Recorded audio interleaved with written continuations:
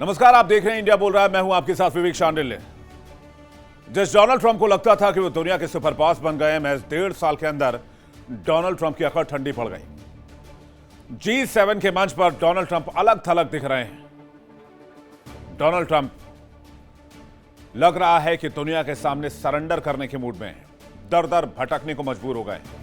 कभी ईरान के सामने सरेंडर, कभी पुतिन को फोन मिलाकर यूक्रेन जंग बंद करने की अपील, कभी डील की बात। यानी जिस G7 को पानी पी पी कर ट्रंप कोसे थे, जिस G7 को अमेरिका को, जिस G7 के हित की परवाह नहीं थी, वही आज G7 के मंच पर खुद को अलग थलग पा रहा है। G7 के मंच से यह कह दिया जाए कि अमेरिका अब अपने भरोसे है तो फिर क्या होगा। हालांकि ऐसा होने के आसार कम है। ट्रंप चाहते हैं कि अंतर्राष्ट्रीय मंच में उनकी पीठ थपथपाई जाए, क्योंकि जाहिर सी बात है पूरी दुनिया डोनाल्ड ट्रंप को एक विलन के तौर पर देख रही है। और G7 के समिट में जाने से पहले ट्रंप किसी भी कीमत पर ईरान से डील चाहते थे, ताकि वो दुनिया के G7 देशों को, ग्रुप 8, ग्रुप 7 देशों को मुंह दिखा पाए, अमेरिका की साख बचा पाए। तो क्या ट्रंप की यहां भी बेइज्जती हुई? जंग में हारने और विमानों की मटिया मेट कराने के बाद ट्रंप मुंह दिखाने के लायक नहीं है। लेकिन वो ट्रंप हैं, वो कुछ भी कर सकते हैं, कहीं भी पहुंच सकते हैं। G7 के नेताओं से औपचारिक मुलाकात कर सकते हैं। हालांकि ज्यादातर नेताओं ने ट्रंप को इग्नोर किया। आखिरकार जंग में झूठी जीत के लिए क्या क्या करेंगे ट्रंप, और G7 की इस बेइज्जती का बदला कैसे लेंगे ट्रंप? ट्रंप ने दुनिया के जिन देशों को नकारा कहा, आज उन्हीं के साथ टेबल शेयर करना पड़ रहा है। इससे बड़ी विडंबना की बात क्या हो सकती है? तो क्या अमेरिका को दुनिया में ट्रंप ने अलग थलग कर दिया? आज की चर्चा इसी मुद्दे पर। ईरान के साथ जंग में अमेरिकी राष्ट्रपति बुरी तरह उलझ चुके थे और उसका नुकसान पूरी दुनिया को हो रहा था, और डोनाल्ड ट्रंप को G7 में भी जाना था। इसलिए जंग में हारे डोनाल्ड ट्रंप आनन फानन में ईरान की शर्तों पर ही डील के लिए सहमत हो गए, क्योंकि अगर वो डील पर सहमत नहीं होते तो G7 में मुंह कैसे दिखाते हैं। डिजिटली इस डील को साइन कर दिया गया है। फाइनल साइन 19 जून को होना है। साइन होगा भी नहीं होगा इस पर संशय है, क्योंकि इजराइल इस डील के फेवर में नहीं है, और कई अमेरिकी लीडर्स भी डील पर मानने को तैयार नहीं है। लेकिन ट्रंप इसे अपनी जीत बता रहे हैं। फटाफट सोशल मीडिया पर पोस्ट किया, दुनिया को बताया अमेरिका जंग जीत गया है, ईरान से डील हो गई है, क्योंकि G7 समिट में जाना था। और इसी झूठी जीत पर मुहर लगाकर डोनाल्ड ट्रंप मुंह उठाकर फ्रांस पहुंच गए और G7 समिट में शामिल हो गए, जिससे दुनिया को वो ये बता पाए कि उन्होंने जंग खत्म कर दी और वो ईरान से जंग जीत गए। और G7 पहुंचकर इसी फर्जी जीत पर, झूठी जीत पर अंतर्राष्ट्रीय मोहर लगाना चाहते हैं। लेकिन ऐसा नहीं होगा, इसके आसार कम है, क्योंकि जिन लोगों से ट्रंप ये उम्मीद कर रहे हैं, उसी G7 को ट्रंप कभी पानी पी पी कर कोसते थे। जो G7 डोनाल्ड ट्रंप को बहुत बुरा लगता था, वो G7 आज बहुत प्यारा लग रहा है। मैं आपको बता देना चाहता हूं G7 के देशों के लिए क्या क्या कहा डोनाल्ड ट्रंप ने। G7 देशों को अक्सर डोनाल्ड ट्रंप फ्री लोडर कहते थे। अमेरिका का कहना था कि अमेरिका के पैसों पर G7 देश पलता है। नेटो पर कम खर्च करने वाले देशों से ट्रंप नाराज थे। कनाडा, यूरोप के साथ टैरिफ युद्ध भी छिड़ चुके थे। ट्रंप रूस को फिर से G7 में शामिल करना चाहते थे। 2014 में रूस के क्रीमिया पर कब्जे के बाद उसे बाहर किया गया था। फ्रांस और जर्मनी ने रूस की वापसी का विरोध किया था। पेरिस जलवायु समझौते से ट्रंप बाहर निकलकर ट्रंप ने विवाद बढ़ाया। 2018 में ट्रंप ने G7 के संयुक्त बयान को ठुकरा दिया था। ट्रंप का मानना था कि G7 अमेरिका से ज्यादा अपने हित साधता है और अमेरिका का गलत इस्तेमाल करता है। यानी जिस G7 से कल तक ट्रंप की दुश्मनी थी, आज उसी G7 की गोद में ट्रंप बैठे हुए। और अचानक से ट्रंप को G7 इसलिए भी दिखा क्योंकि यहां से ट्रंप की अग्नि परीक्षा शुरू हो रही है।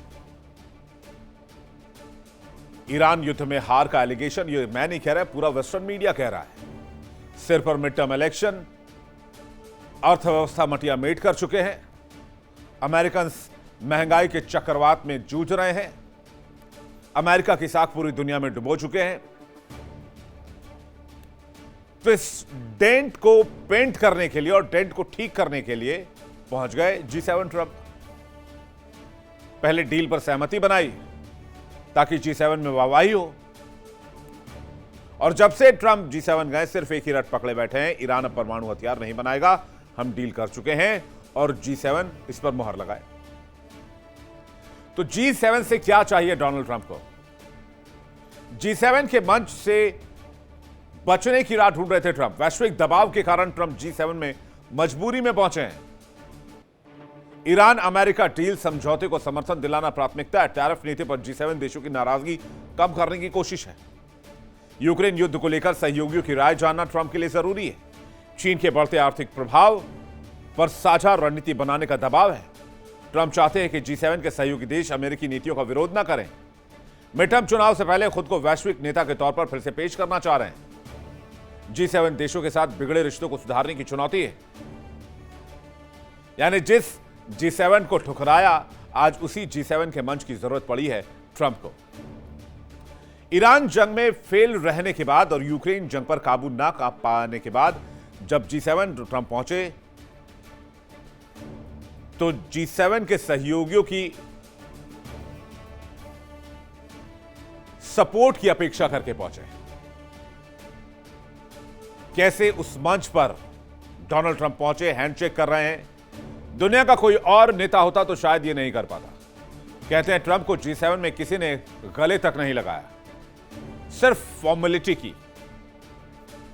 G7 के किन किन नेताओं से ट्रंप का विवाद रहा है, जरा ये भी जान लीजिए। ब्रिटेन के पीएम कीर स्टारमर, ब्रिटेन ने ईरान पर हमले के लिए बेस नहीं दिया, सैनिक नहीं दिया, जिससे ट्रंप नाराज हो गए। ट्रंप ने कहा, मैं ऐसे लोगों की जरूरत नहीं, ऐसे दोस्तों की जरूरत नहीं है। हमारी युद्ध जीतने के बाद ब्रिटेन उसमें शामिल होता है। कनाडा के PM mark Carney, Trump Canada के साथ व्यापार असंतुलन से नाराज हैं। ट्रंप अक्सर कार्नी को गवर्नर कहकर बुलाते हैं। अमेरिका कनाडा को अपना 51वां राज्य बताता है। कनाडा अमेरिका के इस दादागिरी का विरोध कर रहा है। पिछले साल कनाडा ने G7 का आयोजन किया था। ट्रंप कुछ कारणों से G7 की बैठक से जल्दी निकल गए थे। अब आ जाइए एक और नेता, फ्रांस के राष्ट्रपति इमैनुअल मैक्रो। ईरान युद्ध में मदद नहीं करने पर फ्रांस की आलोचना की। ट्रंप ने मैक्रो के वैवाहिक जीवन का भी मजाक उड़ाया। अब मैक्रो का उड़ाया, मैक्रो की वाइफ का भी उड़ाया। मैक्रो ने ट्रंप के बयान को अनुचित करार दिया था। अब आ जाइए इटली की पीएम मेलोनी। 2025 अक्टूबर में ट्रंप ने मेलोनी की खूब तारीफ की। ईरान युद्ध में इटली के मदद करने से इनकार करने पर पोप लियो के साथ विवाद के बाद ट्रंप से रिश्ते खराब हो गए। इसके बाद दोनों नेताओं के बीच विवाद पैदा हो गया। अब जापान के पीएम सनाई ताकाइची को भी ले लीजिए। ईरान जंग में जापान ने मदद नहीं की तो ट्रंप को गुस्सा आ गया। ट्रंप ने कहा, जापान बेहतर सरप्राइज के लिए तैयार है। जापान ने मुझे कभी पर्ल हार्बर के बारे में नहीं बताया। यानी पर्ल हार्बर के नाम से डोनाल्ड ट्रंप ने जापान की दुखती रग पर हाथ रखा, क्योंकि पर्ल हार्बर के इंसिडेंट के बाद ही अमेरिका ने परमाणु बम जापान पर गिराए थे। जर्मनी के चांसलर फ्रेडरिक मर्ज, ईरान युद्ध के दौरान जर्मनी ने यूएस की रणनीति पर सवाल उठाया। ट्रंप ने कहा, जर्मनी आव्रजन ऊर्जा समस्याओं पर ध्यान दे। इस बात के बाद अमेरिका जर्मनी के रिश्तों में तल्खी आ गई। ट्रंप ने जर्मनी से अपने 5000 सैनिकों को वापस बुला लिया। ट्रंप के ऊपर नेटो को कमजोर करने की साजिश का भी आरोप लगा। और last but not the least, Bharat पर ऊट पटांग टैरिफ लगाना, पाकिस्तान का साथ देना, मुनीर के लिए रेड कार्पेट बिछाना, पाकिस्तान के साथ डील करना, पाकिस्तान को महान देश कहना, मुनीर शहबाज की तारीफ करना। मैं तो रात भर ये पॉइंट्स गिना सकता हूं आपको। भारत पाकिस्तान को लेकर जो डोनाल्ड ट्रंप का रवैया रहा है, व्हाइट हाउस में डिनर का आयोजन करना आसिम मुनीर और फील्ड मार्शल आसिम मुनीर और शहबाज शरीफ के लिए, भारतीय शिप पर हमला करना, भारतीय नागरिकों की जान लेना। सोचिए, जिन नेताओं को कभी ट्रंप ने भला बुरा कहा, जिनकी बेइज्जती की, आज उन्हीं से हाथ मिलाने को मजबूर हैं। और इसलिए कहावत है कि लौट कर बुद्धू घर को आए। ट्रंप घर वापसी चाह रहे हैं, तो क्या ट्रंप की घर वापसी का कोई रास्ता मुमकिन है? क्या मिड टर्म चुनाव में कुर्सी बचा पाएंगे? क्या अमेरिका की डूबी साख बच पाएगी? क्या ट्रंप अपनी कुर्सी पर आने वाले आंच को रोक पाएंगे? या फिर वो बहुत मशहूर लाइनें हैं जो मैं आपको सुनाना चाहता हूं, वही चरितार्थ होगी कि बड़े बेआबरू होकर तेरे कूचे से निकले, बहुत निकले लेकिन मेरे अरमा कम निकले। तो दुनिया तो कह रही है कि अपनी तो जैसे तैसे, थोड़ी ऐसे या वैसे, आपका क्या होगा? और एक बहुत मशहूर डायलॉग है शोले फिल्म का, अब तेरा क्या होगा कालिया। और पूरी दुनिया यही सवाल पूछ रही है। बातचीत करने के लिए मेहमानों का एक बड़ा पैनल हमारे साथ जुड़ रहा है। मेजर जनरल अनुज माथुर हमारे साथ जुड़ रहे हैं, रक्षा विशेषज्ञ, बहुत स्वागत है आपका। कैप्टन श्याम हमारे साथ जुड़ रहे हैं, बहुत स्वागत है आपका, रक्षा विशेषज्ञ। मंजू सेठ हमारे साथ जुड़ रही हैं, पूर्व राजनयिक। Damodar Singh, geopolitical expert. Imran Khokhar, Iran मामलों के जानकार, बहुत स्वागत है आप सभी का। सबसे पहला सवाल मेरा अनुज माथुर जी से, क्या मुंह लेकर गए हैं डोनाल्ड ट्रंप और क्या चाहते हैं G7 से? और मुझे तो लगता है कि ईरान से डील करने का प्रेशर G7 समिट ही रहा है।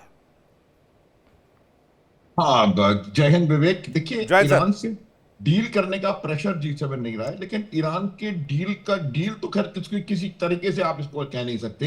ये डील कहीं से भी नहीं है। डील होना बहुत दूर की बात है। ये मेमोरेंडम ऑफ अंडरस्टैंडिंग है, और मेमोरेंडम ऑफ अंडरस्टैंडिंग भी कहीं से मुझे लगता है सिग्नेचर फ्राइडे तक का हमको इंतजार करने की आवश्यकता है। क्या इसमें से इवेंचुअली निकल करके आ रहा है? तो जहां तक सवाल इसका है, ये इस मेमोरेंडम के होने का सवाल नहीं है, इस मेमोरेंडम के होने के टाइमिंग का सवाल है।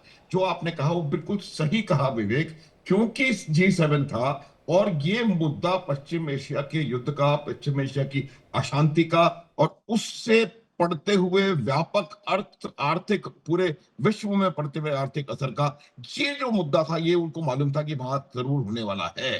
तो इसलिए वो जब वहां जाना चाह रहे थे तो ऐसी चीज अपने साथ लेके जाना चाह रहे थे कि भाई आप वहां पर जाकर के कुछ बता सके दुनिया को कि लोग, ये एक युद्ध मैंने और रुकवा दिया, अब दे दो मुझे नोबेल प्राइज। देखिए इंडिया डेली 24/7 अब आपके स्मार्ट टीवी पर। इंडिया डेली मौजूद है सभी डिजिटल प्लेटफॉर्म पर लाइव और लगातार। इंडिया डेली 24/7 हर दिन राष्ट्र को समर्पित।